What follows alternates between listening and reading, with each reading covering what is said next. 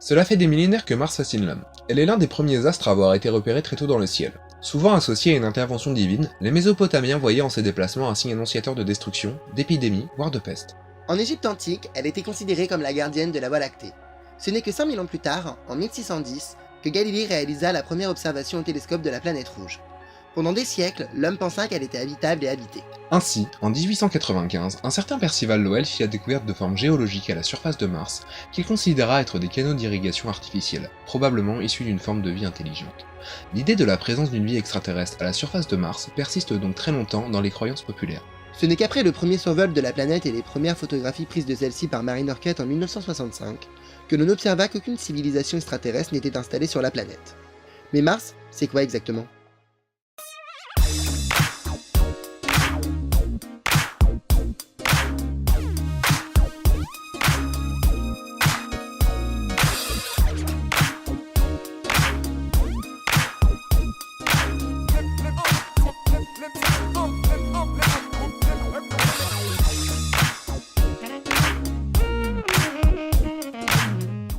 Mars est la quatrième planète du système solaire située entre la Terre et la ceinture principale d'astéroïdes. Elle s'est formée en même temps que notre planète il y a environ 4,5 milliards d'années. Comme la Terre, c'est une planète tellurique. Elle est environ 2 fois plus petite que notre planète bleue, ce qui influe sur sa gravité. De ce fait, la gravité y est plus faible, ainsi un homme de 80 kg ne pèserait plus que 30 kg. La planète effectue sa rotation autour du Soleil en 687 jours terrestres. Mars a également une orbite elliptique prononcée, ce qui signifie qu'elle ne se trouve pas toujours à la même distance du Soleil, ni de la Terre, ce qui avait déjà été observé par les Égyptiens de l'Égypte antique. En effet, sa distance avec notre planète varie entre 55 et 400 millions de kilomètres. Malgré tout, Mars a de nombreux points communs avec la Terre. Elle voit son axe de rotation incliné, ce qui a pour effet de créer 4 saisons, printemps, été, automne et hiver, exactement comme sur notre planète. C'est pourquoi les températures à la surface martienne varient entre moins 125 degrés et 20 degrés, alors que sa température moyenne est de moins 53 degrés, contre 14 degrés en moyenne pour la Terre. De plus, une journée martienne dure 24 heures et 39 minutes, ce qui est quasiment équivalent au temps d'une journée sur Terre. Enfin, tout comme la Terre, Mars possède une lune, mieux, elle en a même 2, Phobos et Deimos, découverts en 1877. La planète tient son nom du dieu romain de la guerre Mars, du fait de sa couleur rouge qui rappelle le sang, la violence, la colère. Cette couleur lui vient de la poussière présente dans son atmosphère essentiellement composée d'oxyde de fer, en gros de la rouille. Cette atmosphère quasi inexistante rend particulièrement difficile le freinage et l'atterrissage de sondes et de rovers sur son sol. Mars abrite le plus grand volcan du système solaire, le mont Olympe, culminant à plus de 22 km d'altitude, écrasant le mont Everest qui lui ne culmine qu'à 8 km d'altitude.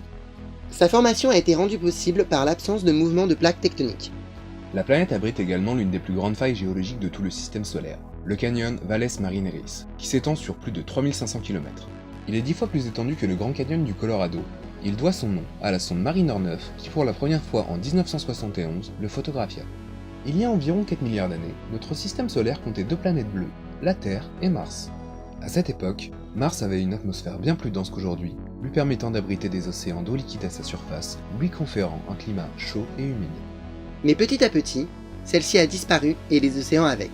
Si notre voisine a perdu son atmosphère, c'est avant tout car le noyau de la planète s'est refroidi et s'est solidifié. Cela a entraîné la disparition de son champ magnétique, laissant ainsi l'atmosphère se faire souffler par les vents solaires et les rayonnements cosmiques. Aujourd'hui encore, elle continue d'être grignotée jour après jour par ces derniers. Au vu de son passé, Mars a eu le droit à une multitude de satellites, de sondes et de rovers envoyés en orbite ou sur son sol, afin d'y recueillir des informations précises. Ainsi, au fur et à mesure des décennies se sont succédés tout un tas de missions comme Curiosity, Spirit, Opportunity, Viking 1 et 2 et bien d'autres. Pour ne citer qu'un exemple, le 25 juillet 2018, la sonde Mars Express a détecté au niveau de la calotte polaire australe la présence d'un lac souterrain d'eau liquide situé à 1,5 km sous la surface. Ce lac serait en fait un lac avec une forte concentration de sel, c'est-à-dire un lac d'eau salée, ce qui nous laisse extrêmement optimistes sur les futures découvertes. Qui sait, peut-être même que de la vie se cache sur la planète rouge. Notre voisine semble donc encore avoir un bel avenir devant elle. Merci d'avoir regardé cette vidéo jusqu'au bout, on espère que t'as pris autant de plaisir à regarder cet épisode que nous à le faire. Si le cœur t'en dit, abonne-toi, laisse un pouce bleu, on se retrouve très vite pour une nouvelle vidéo.